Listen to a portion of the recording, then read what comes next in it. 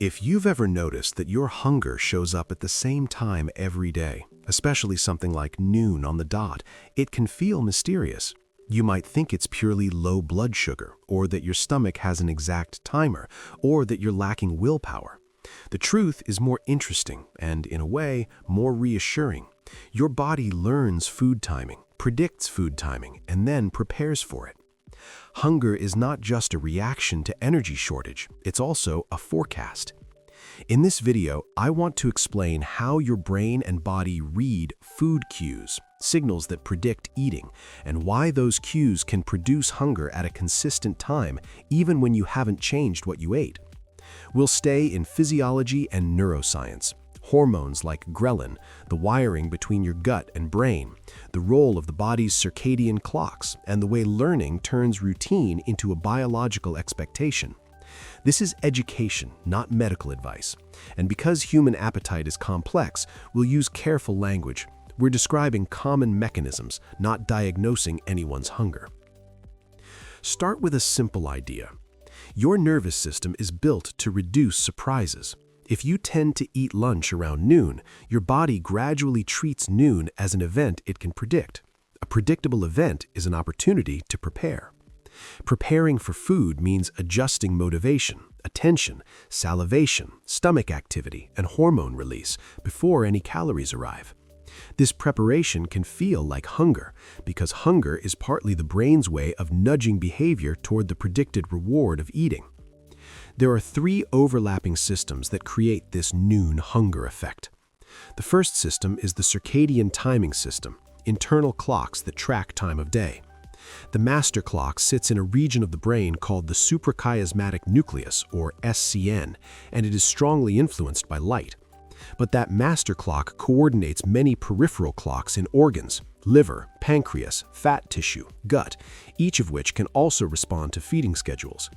In other words, your body has timekeeping everywhere, and meal times can act like time signals for those peripheral clocks. The second system is conditioned learning, your brain's ability to associate cues with outcomes. If noon reliably precedes eating, then the sights, sounds, and routines around noon become signals. The calendar notification, the meeting that ends, the walk past a cafeteria, even the smell of someone else's food. Those cues can trigger anticipatory physiological responses, sometimes called cephalic phase responses. They're head-driven responses because they start with sensory input and expectation, not nutrient absorption. The third system is hormonal and metabolic feedback, the real-time signals that track what fuels are available, what your stomach is doing, and what your brain interprets as need. This includes ghrelin, insulin, glucose, fatty acids, and a long list of brain peptides that tune appetite circuits. Let's zoom in on ghrelin because it's one of the best examples of hunger as prediction. Ghrelin is produced primarily in the stomach. It rises before meals and tends to fall after eating. But what's fascinating is that the timing of these rises can become linked to habitual meal patterns. If your body expects lunch at noon, ghrelin can begin to rise ahead of noon, like a trailer before a movie. That rise does not mean you were in danger. It means the system is preparing you to seek food. Ghrelin doesn't act alone. It talks to the brain in at least two ways. One is through the bloodstream. Ghrelin reaches the hypothalamus, a key appetite control region, where it influences neurons that increase food seeking and reduce satiety. Another is through the vagus nerve. Sensory fibers from the gut send information to the brainstem, which then communicates with hypothalamic and reward circuits. The gut and brain are not separate departments, they are a loop. Now add conditioning. If noon is not just time, but a cluster of repeated cues, the loop gets stronger. Your brain learns that certain cues predict the reward of eating. In neuroscience, prediction is powerful. When the brain predicts reward, dopamine circuits become engaged. Dopamine is mischaracterized as a pleasure chemical, but a more accurate framing is that dopamine helps assign importance and drives motivated behavior. Food is a primary reward, so when noon cues appear, dopamine circuits can increase the salience of food-related thoughts and sensations. You notice food more, you think about food more, you feel pulled toward eating.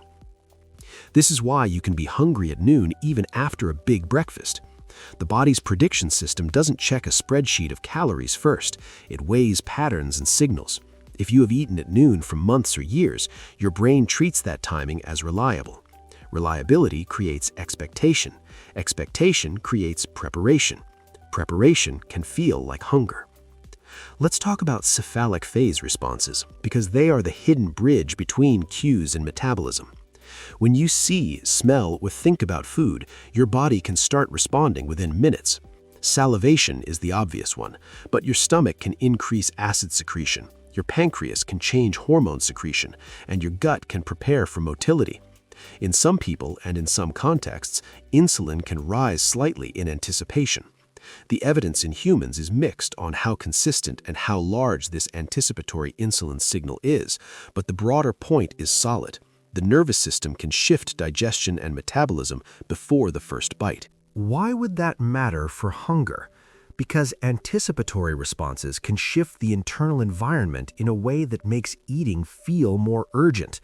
If your stomach acid increases and your gut motility changes, you may feel empty sensations. If your brain increases attention toward food and reduces the threshold for noticing hunger signals, you feel more drawn toward eating. If a subtle autonomic shift occurs, you might feel changes in arousal that get interpreted as "I need lunch." Hunger is a perceptual state built from multiple inputs, not a single meter reading. Now, let's bring in the clock system again. The circadian system doesn't just control sleep, it shapes appetite, body temperature, cortisol rhythms, digestion, and insulin sensitivity across the day. Many people have a natural rise in alertness and cortisol in the morning, a dip in the early afternoon, and a different appetite profile later in the day. Your hunger at noon is sitting on top of that daily rhythm. If noon is when your attention shifts, when your work pattern changes, or when stress changes, those state changes can amplify food cues. Cortisol is a good example. Cortisol follows a daily rhythm, typically higher in the morning and lower at night, though patterns vary. Cortisol helps mobilize energy and interacts with appetite in complex ways. Acute stress can suppress appetite in some people and increase it in others. Ongoing stress can change reward sensitivity and make cues feel louder. If your noon window includes a stress transition, like finishing something demanding or anticipating another task, your nervous system state may shift in a way that makes food cues more compelling. So far, we've talked about hunger as prediction and timing, but your body also reads direct metabolic cues, and those cues can sync with your routine too.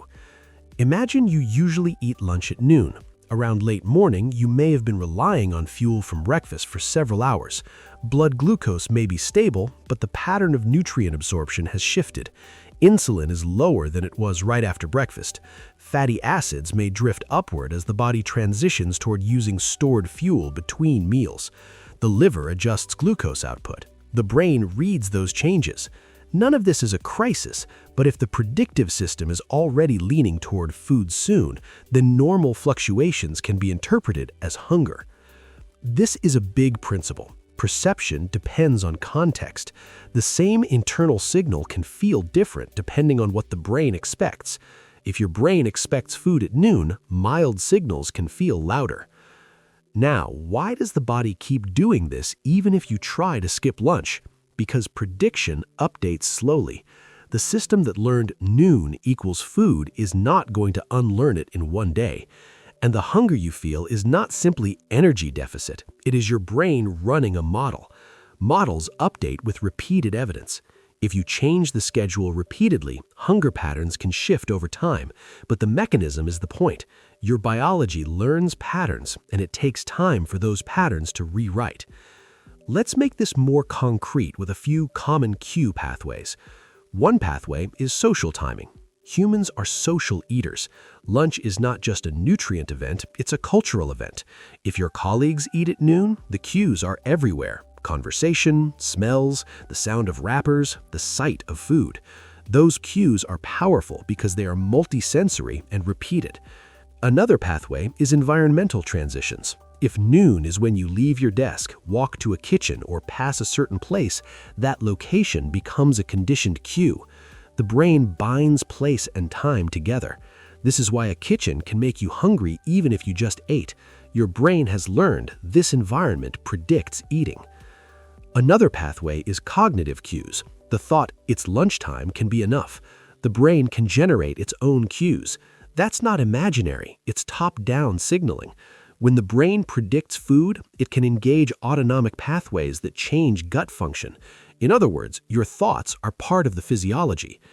Now let's talk about the hypothalamus, because it is where many of these signals meet. Inside the hypothalamus are neuron populations that respond to hunger and satiety signals. Some neurons increase appetite when activated, others decrease it. They respond to ghrelin, leptin, insulin, and nutrients. But they also receive input from reward circuits and from the brainstem, which is receiving signals from the gut via the vagus nerve. So when noon cues activate reward prediction and ghrelin rises in anticipation and your gut signals shift, the hypothalamus receives a coordinated message: food is likely, prepare to seek it. At the same time, your brain is constantly comparing predicted outcomes to actual outcomes. If you expect lunch and you get lunch, the prediction is reinforced. If you expect lunch and you don't get lunch, there's a prediction error. That error is how learning happens. But the brain tends to give more weight to repeated patterns than to single exceptions. One skipped lunch is a data point, not a new rule. This is why hunger at noon is not a personality trait. It's a learned and timed pattern interacting with a real physiological rhythm. Now, there's one more piece people often overlook: sensory amplification. When you're in a cue-rich environment at the time you usually eat, your sensory system is primed. Food smells seem stronger. Images of food catch your attention.